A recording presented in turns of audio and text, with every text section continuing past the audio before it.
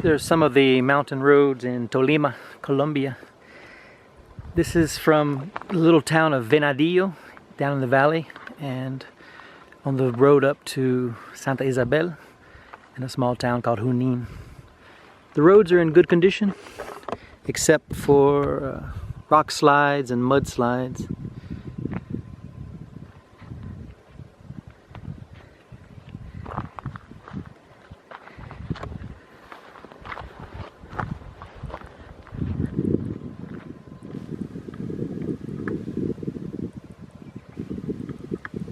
That's the road that I'm going back down now, all the way to the flat part of the valley.